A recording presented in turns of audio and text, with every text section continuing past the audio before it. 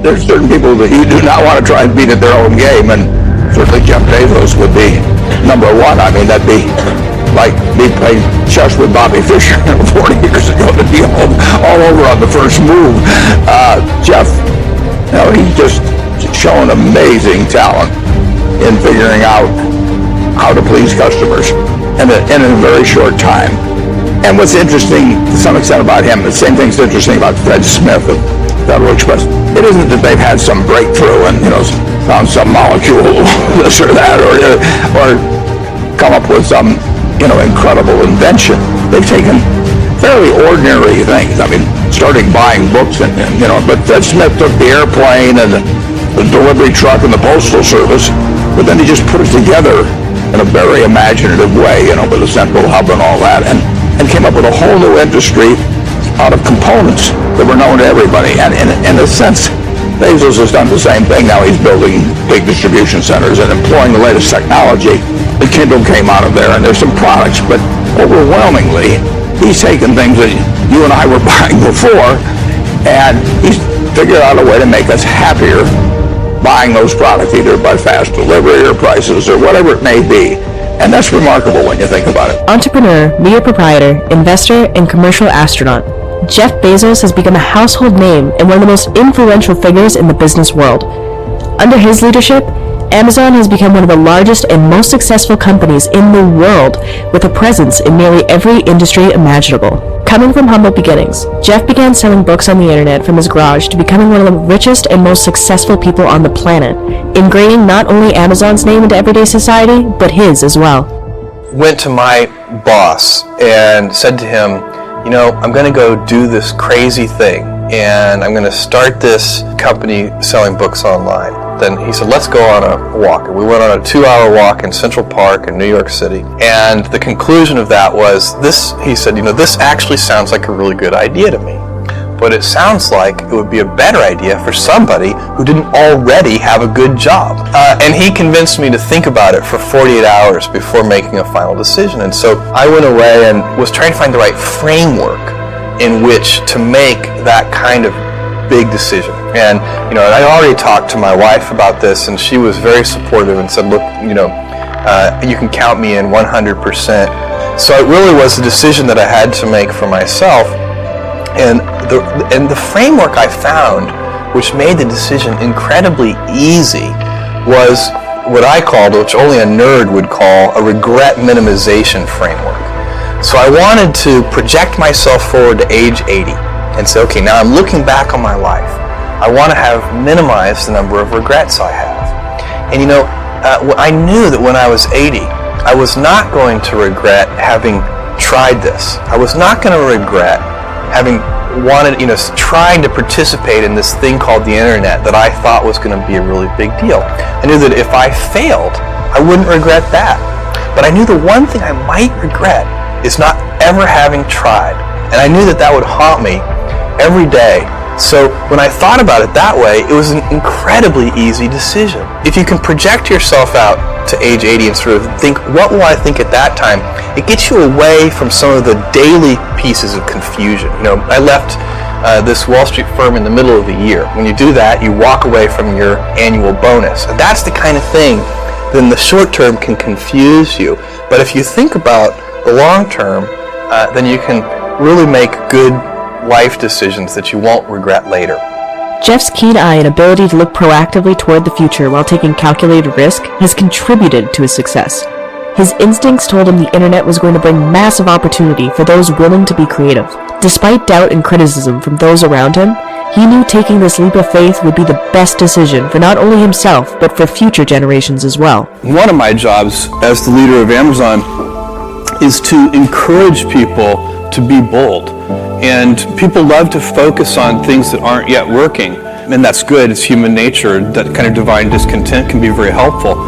But it's incredibly hard to get people to take bold bets. And you need to encourage that. And if you're going to take bold bets, they're going to be experiments. And if they're experiments, you don't know ahead of time whether they're going to work. Experiments are by their very nature prone to failure. But big successes, a few big successes, compensate for dozens and dozens of things that didn't work. So, Bold Bets AWS, Kindle, Amazon Prime, our third-party seller business, all of those things are examples of bold bets that did work, and they pay for a lot of experiments. I've made billions of dollars of failures at Amazon.com. Literally, billions of dollars of failures.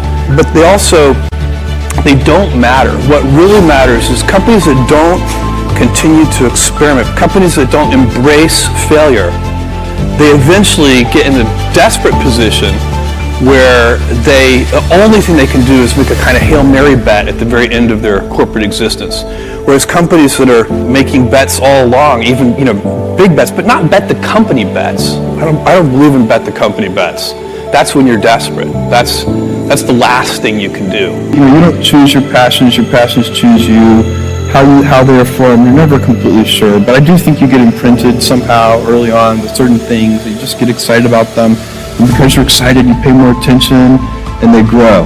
Being an inventor requires, because the world is so complicated, you have to be a domain expert. And in a way, even if you're not at the beginning, you have to learn enough so that you become a domain expert. But the danger is once you become a domain expert, you can be trapped by that knowledge.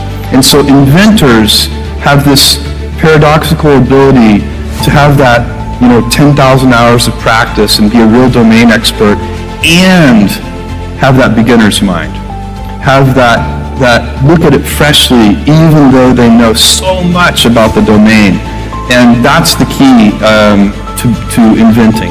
You have to have both. And I think that is intentional. I think all of us have that inside of us and we can all do it, but you have to be intentional about it. You have to say, yeah, I am going to become an expert and I'm going to keep my beginner's mind. Well, long-term thinking is a lever. It lets you do things that you could not do or couldn't even conceive of doing if you were thinking short-term. If I collaborated with somebody here in this audience and I said, look, I want you to solve world hunger and I want you to do it in 5 years, you would properly reject the opportunity. You would say, look, it's not possible, it's not practical. But if I said, look, I want you to solve world hunger in 100 years, that's a job you'd take because it's a much more addressable problem. You can first create the conditions. You have time to create the conditions, well then you can solve the problem.